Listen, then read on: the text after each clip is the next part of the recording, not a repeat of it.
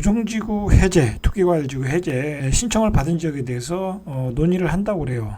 조정 대상 지역이 112곳에 투기과열지구 과열지구가 49곳. 그래서 주로 논의되는 지역이 뭐 세종, 대구, 여순광, 청주, 대전, 울산 뭐 이런 지역인데, 자, 이런 지역 말고도 김포, 동두천, 시흥, 안산, 수원, 뭐 경기도 많은 지역들이 지금 그 해제 신청을 했어요. 그런 지역들이 해제가 되면 시장에 어떤 변화가 올 것인가 우리가 좀 미리 캐치를 할 필요가 있어요. 왜냐하면 서울 수도권 시장은 굉장히 중요한 시장이잖아요. 우리 대한민국의 52%가 사는 곳이고 8월에 전세 대란이 일어난다 뭐 그런 얘기가 또 있고 하니까 시장이 좀 불안정한 면이 있으니까 그런 면을 고려할 때 만약에 조정지구가 해제가 된다고 하면 어떤 그 시장에 어떤 변화가 있을 것 같아요. 자, 그런 점에 대해 관해서 제 개인적인 생각. 자, 보시면은 매매 가격 상승률 1위가 강릉이에요. 2위가 안성, 군산, 덕진구, 창원, 진해구. 자, 뭐 이 중에 조정지구가 들어간 지역이 이 덕진구 정도는 들어간 것 같아요. 남구도 좀 들어간 것 같고. 광산구도 뭐 들어간 것 같고, 자, 그 밖에 지역, 뭐, 강릉, 안성, 천, 구미, 자, 이런 지역들이 상승률 3위를 정합니다. 전세 가격도 강릉이 1위, 안성이 2위. 그러니까 이게 뭐냐면, 전세 가격이 오르니까 매매 가격이 올라가는 거예요. 전세 가격이 오를 것을 예상하고 또 투기 세력들이 들어가거든요.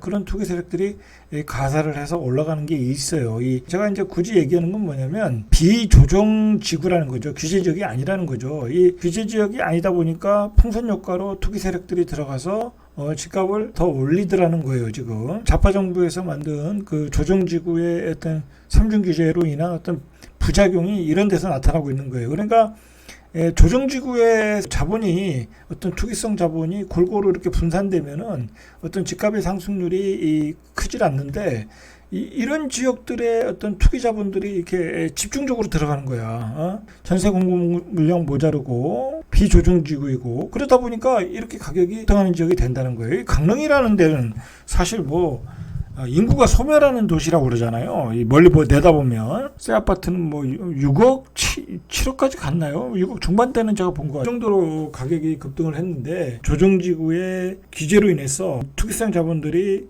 비규제적으로 들어감으로써 이렇게 거품을 만들고 있다는 거예요. 제가 이 이야기를 먼저 시작하는 것은 뭐냐면 결국은 대한민국의 가치가 좋은 지역, 가령해서 투자 가치가 있는 지역들은 대부분이 조정지구로 지정이 되어 있어요. 그러다 보니까 조정지구가 되면 투자를 할 수 있는 그 유동성 머니가 들어갈 수가 없거든요. 여러 가지 규제들이 있기 때문에 대출도 안 나오죠.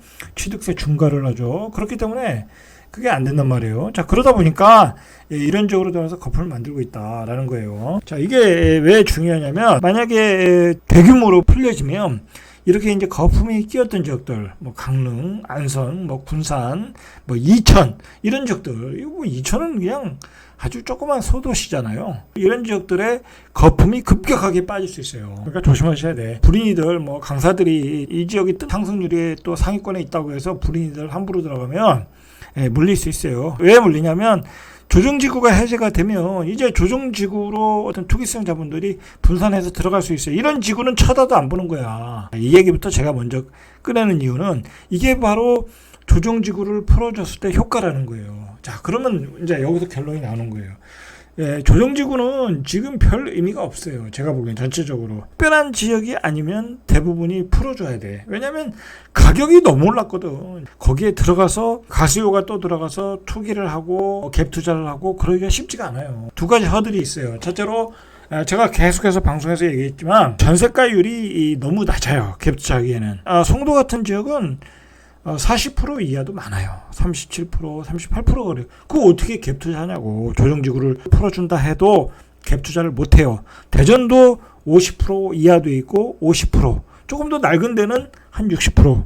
세종은 40% 넘는 데가 없어요. 그러니까 세종 같은 지역은 조정지구를 풀어준다고 해도 갭 투자가 안 돼. 두 번째로는 취득세가 중과잖아요. 아직은. 앞으로 풀어줘야 될 문제거든요. 자, 그런데 어쨌든 지금은 1차적으로 조정지구를 먼저 풀어주고 취득세까지는 지금 앞으로 갑자기 풀어주면 또 그 문제가 될 수 있거든요. 또 투기성 자본이 들어올 수 있으니까 취득세 중과는 나중에 좀 풀어주고 요즘 이제 대구가 조정지구가 풀리면 어떨까? 뭐 많은 투자자들이 또 대구를 벼르고 있잖아요. 그러나 전문가들은 다 그 똑같은 얘기를 해요. 대구도 조정지구 풀어줘도 투기성 거래를 걱정할 필요가 없다. 자, 왜 그러냐면 대구는 앞으로 3년 동안 공급 물량이 어마어마해. 2022년, 2023년, 2024년 3년 동안 또는 길게 보면 2025년까지는 다 역전세 구간이야. 그거 어떻게 들어가요, 그거? 대구도 최근에 많이 올랐잖아요, 작년에. 전세가율이 지금 50에서 60%, 많아야 60%거든요. 그럼 55%란 말이야. 예를 들어서 13억 하는데 전세가 6억이야. 8억 하는데 전세가 4억이야. 50%밖에 안 돼, 수성구도. 자, 그거 들어갈 수가 없어요. 그리고 들어가더라도 내년에 또 역전세가 일어나더라. 자, 그러니까 대구 같은 지역도 전세가율이 낮고, 그 다음에 예를 들어서 8억짜리 집이야. 뭐 세종도 8억짜리가 있을 거고 대구도 8억짜리가 있잖아요. 그러면 취득세 중과를 때려버리면 뭐 다주택자들은 세 채, 네 채 있는 거, 네 채 가진 사람들이 많잖아요. 소형주택 많이 가지고 계시니까. 12%면 8억짜리 집을 사면 한 1억을 내야 돼. 1억이 생돈으로 들어가는 그런 돈도 없고, 그 갭 투자하시는 분들 1억 생돈 들어갈 분들 없어요. 그만한 돈도 없고, 취득세로. 그 다음에 갭이 4억이잖아. 5억을 넣고 8억짜리 사야 되는데 그게 가능하겠냐고. 거기서 뭐 얼마나 오르겠다고. 그것도 많이 오른 가격이잖아요. 만약 거기서 가격이 떨어지면 그 사람은 마이너스가 되는 거잖아요. 그러니까 별 의미가 없어요. 대구도 조정지구 풀어줘도 별 의미가 없다.